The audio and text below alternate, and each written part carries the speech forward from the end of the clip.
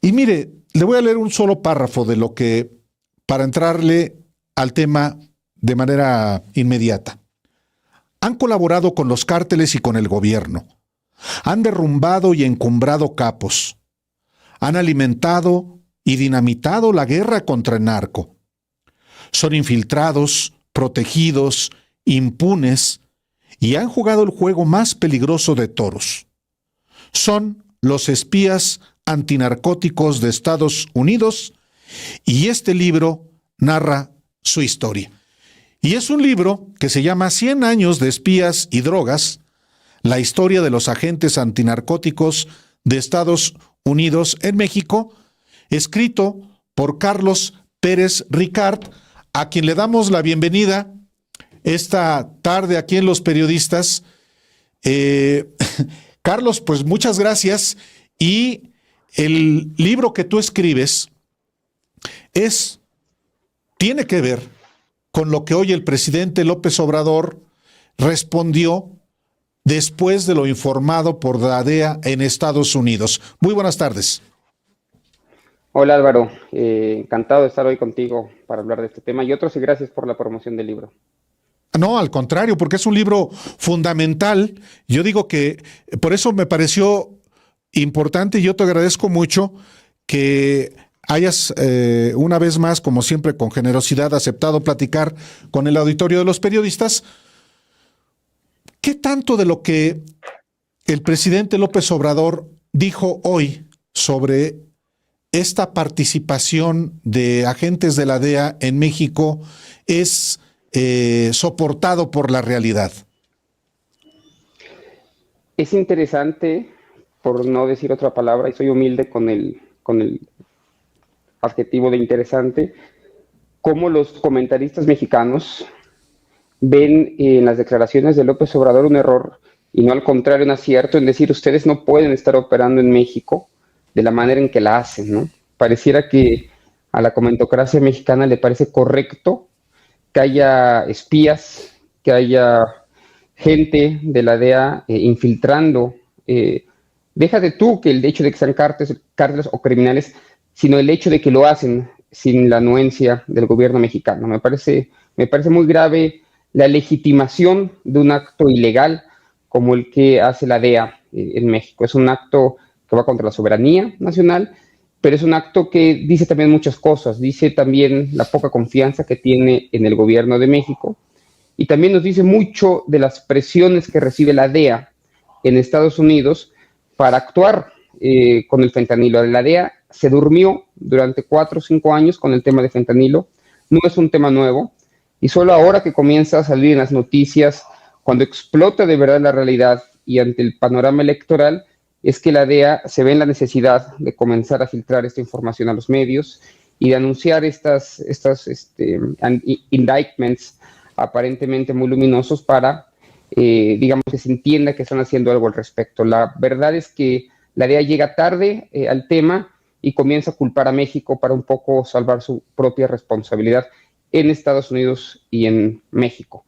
Pero sí, para comenzar, lo que más me sorprende es el interés de la comentocracia por legitimar una acción ilegal, como las que hacía la DEA durante el gobierno de Peña Nieto, como las que hizo enteramente durante el gobierno de Felipe Calderón, y las que lleva haciendo, como demuestro en ese libro, cuando menos desde 1930, no la DEA, sino las agencias que le preceden, operando de manera ilegal en México. ¿Cuál es el problema de esto, Álvaro, para que lo entienda bien el auditorio? Que las acciones de la DEA en México terminan por generar más violencia. Al infiltrar a los cárteles, al infiltrar a las organizaciones, lo que van a provocar en el 90% de los casos es que los diferentes liderazgos de las organizaciones comiencen a pelear entre sí, provocando muchos más muertos de los que había antes.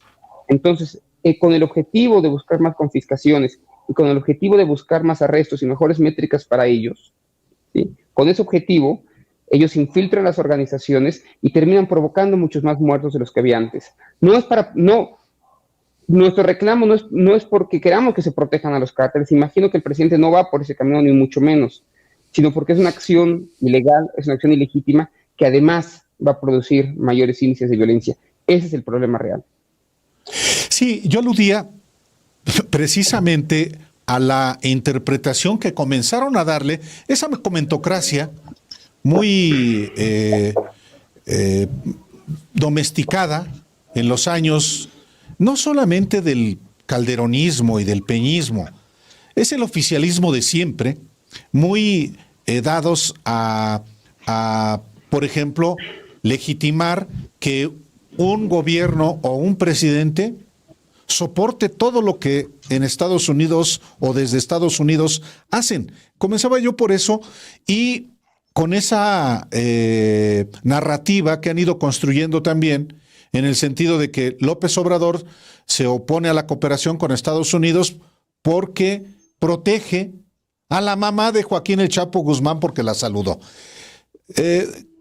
Hay muchas cosas que son absolutamente rústicas, pero lo delicado aquí es lo que tú abordas en términos de las consecuencias que implica la intromisión de la DEA en la violencia en nuestro país. Y también yo te preguntaría enseguida, Carlos, ¿qué tanto también por razones del fin del gobierno del presidente López Obrador puede tornarse más insolente la intromisión estadounidense en México?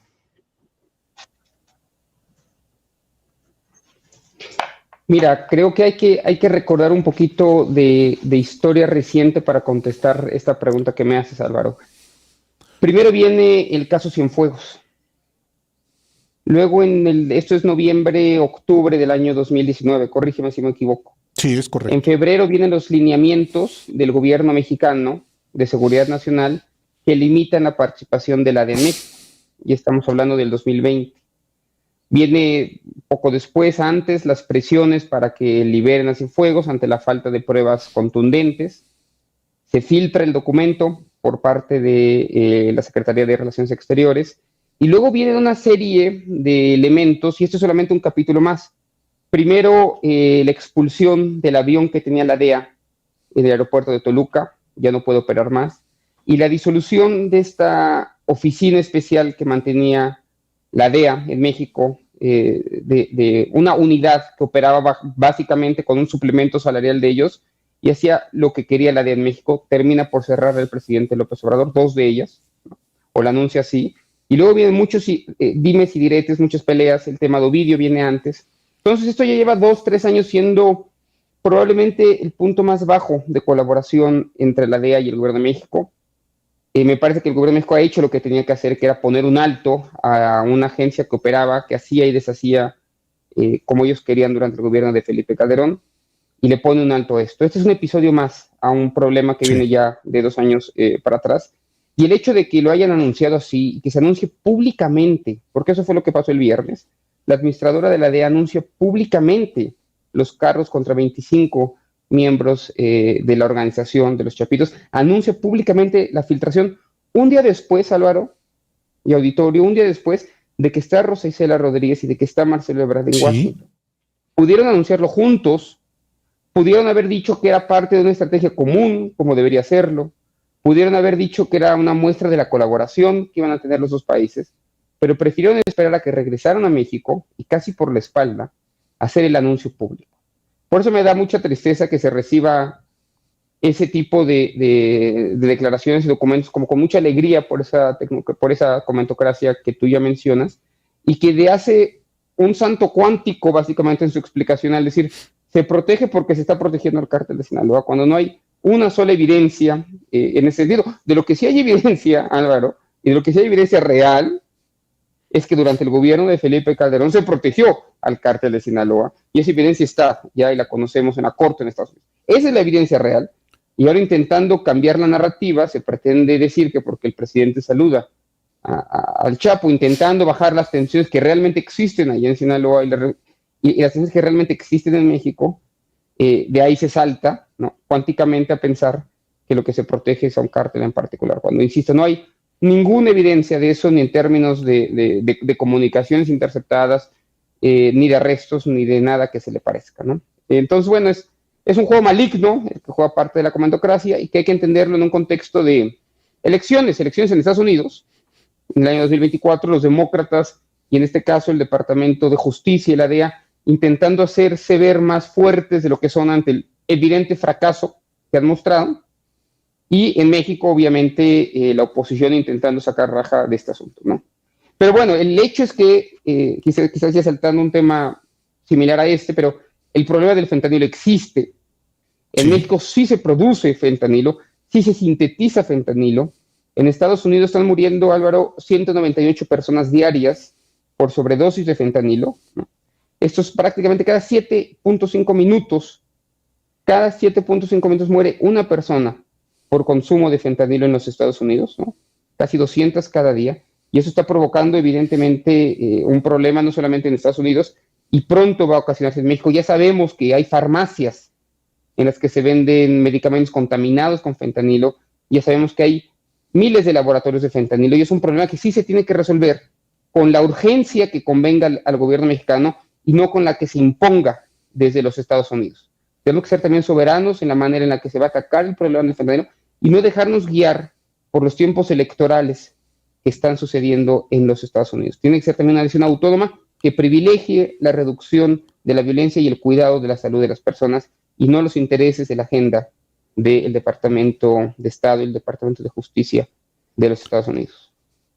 Lo que tú mencionas de esta conducta prepotente del gobierno de Estados Unidos, que no bien había terminado la reunión de alto nivel en Washington, cuando difunden, porque también querían en ese sentido enviar un mensaje, estas acciones.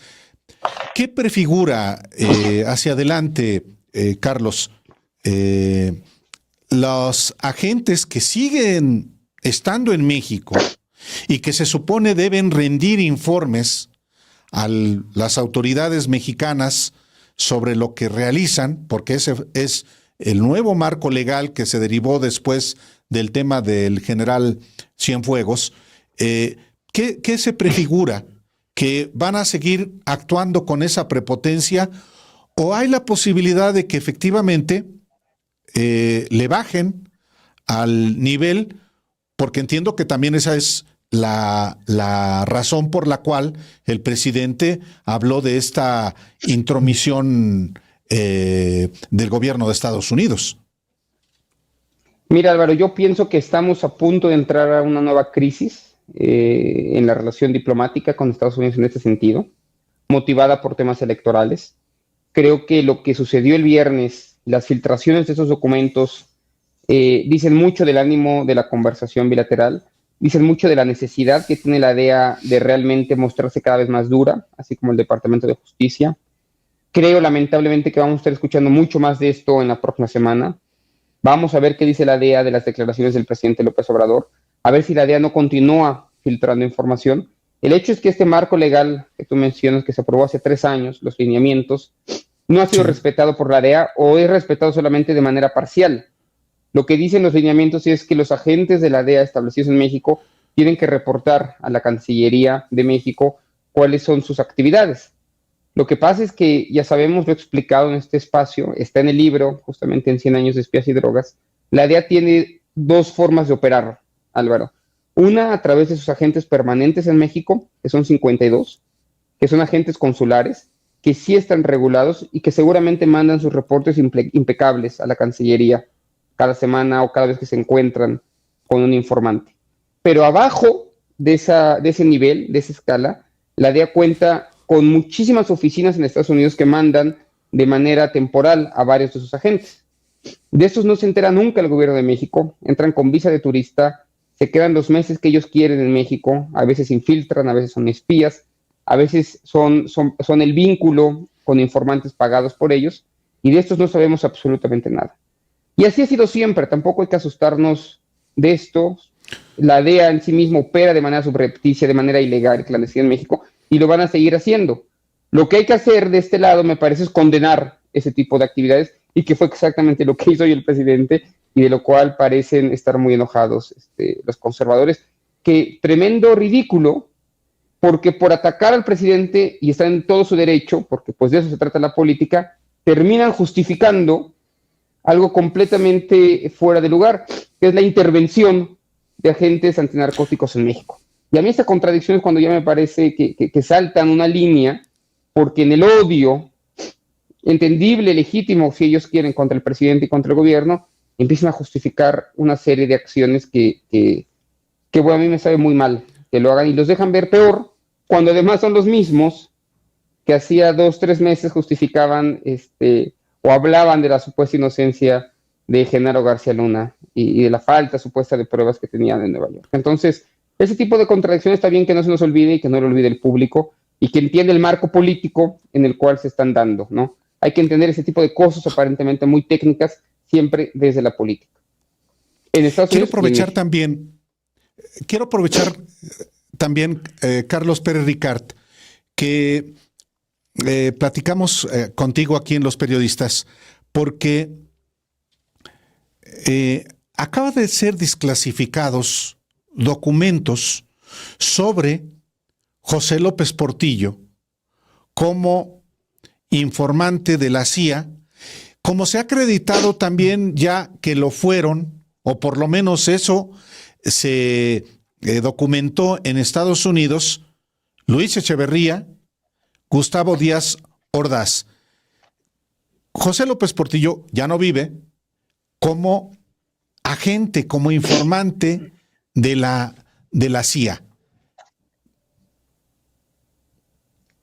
Así es, eso se desclasificó el viernes, un periodista estadounidense el que lo da a conocer. Lo que en realidad dice el documento en cuestión es que hay un funcionario de la CIA que comenta ante otros funcionarios de la CIA, y eso es lo que recoge el documento, que José López Portillo trabajaba con ellos. Entonces hay que ser muy cuidadoso en la línea, digamos, de análisis. En México se dio a conocer como que José López Portillo trabajaba directamente con la CIA. Hasta donde yo entiendo y leo el documento, lo que dice el documento es que alguien, seguramente una buena fuente, le dice a otros agentes de la CIA y aparte del gobierno que llega un enlace de ellos al poderes poquito antes de que llegue el presidente López Portillo, ¿no? Entonces hay que tomarlo con un grano de sal, hay que seguir investigando esa pista. En efecto, sí hay evidencia que Luis Echeverría en algún momento incluso recibe pagos por parte de la CIA. Hay cierta evidencia de que Díaz Ordaz mantiene comunicación con la CIA. Ahí también se hablaba de 2 otros expresidentes de México. En el caso de José López Portillo, hasta donde la evidencia nos deja ver, hay esta pista que hay que tratarla, hay que seguirla. Evidentemente lo voy a seguir haciendo también en la Comisión de la Verdad, pero no sería como tan rápido en saltar a decir que ya era seguramente un enlace de la CIA, como algunos medios han tratado el tema, pero sin duda son declaraciones muy interesantes que nos hacen pensar o ver, pues, en manos de quién estábamos, ¿no? Porque si esto se confirma, por lo menos 4 expresidentes de México mantenían una relación, si no de empleo, pues sí de colaboración continua con la principal agencia de inteligencia del gobierno de Estados Unidos. Algo tremendo.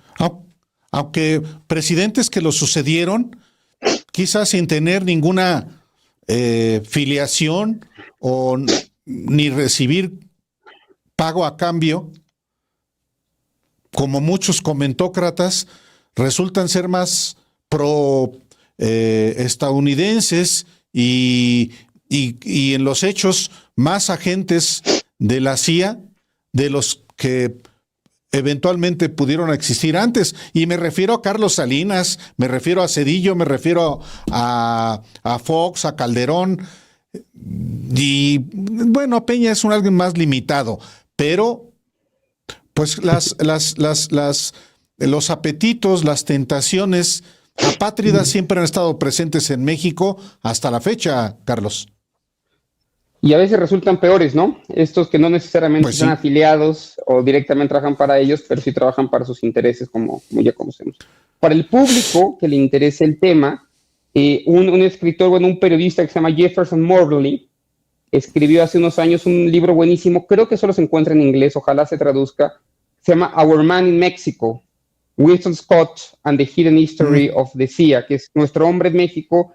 Winston Scott, que era el encargado de la embajada el encargado de la CIA en la embajada acá, y la historia secreta de la CIA. Se lo recomiendo muchísimo, creo que solo está en inglés, pero trata de toda la intervención de la CIA a tres expresidentes de México en los años 60 y 70, una obra que además se lee bastante bien y da buen contexto para entender estas declaraciones que escuchamos el viernes sobre José López Portillo. Le repito el título, Our Man in Mexico, Nuestro Hombre en México, de Jefferson Morley. Muy recomendable.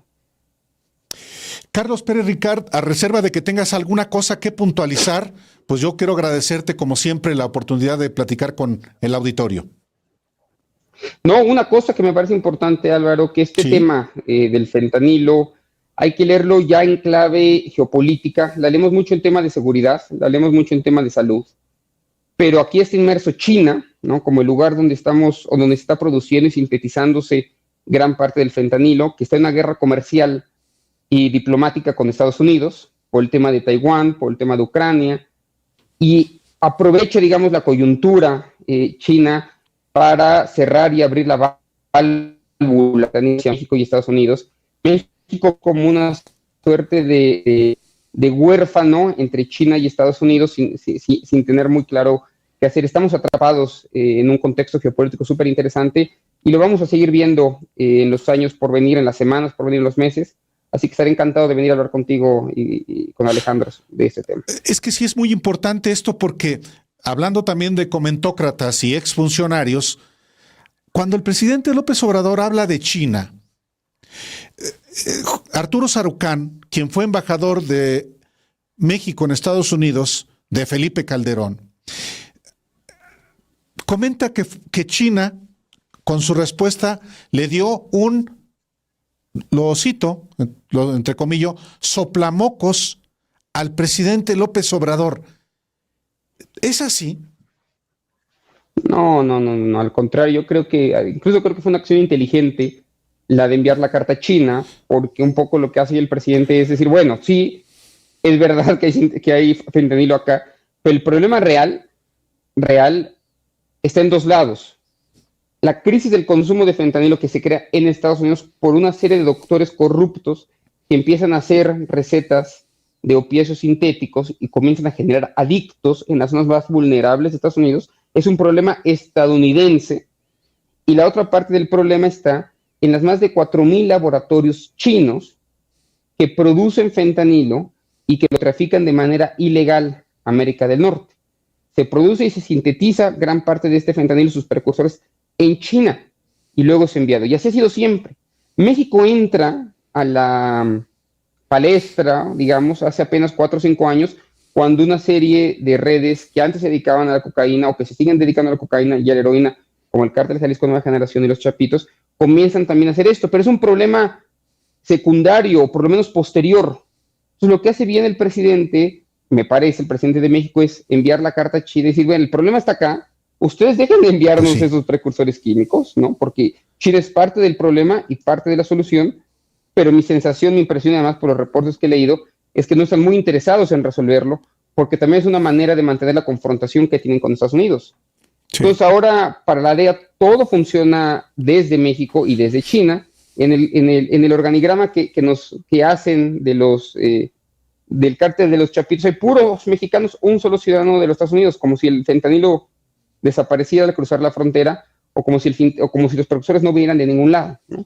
Entonces, es un tema, insisto, geopolítico, que hay que entenderlo desde la confrontación que mantiene Estados Unidos y China, y México, como tantas veces en la historia, se queda huérfano, o se queda, digamos, en una posición muy difícil, tan cerca de Estados Unidos y tan lejos de Dios, como se suele decir. Carlos Pérez Ricart, como siempre, pues muy aleccionador para nosotros, para el auditorio, lo que tú nos cuentas. Y por supuesto, este libro es muy relevante y lo recomiendo hoy una vez más, 100 años de espías y drogas, de Carlos Pérez Ricart. Muchísimas gracias, Carlos, y como siempre, gracias por tu generosidad. Muchas gracias, Álvaro, y un saludo grande, Alejandro, y nos estamos escuchando por acá. Que estés muy bien. Hasta luego, gracias.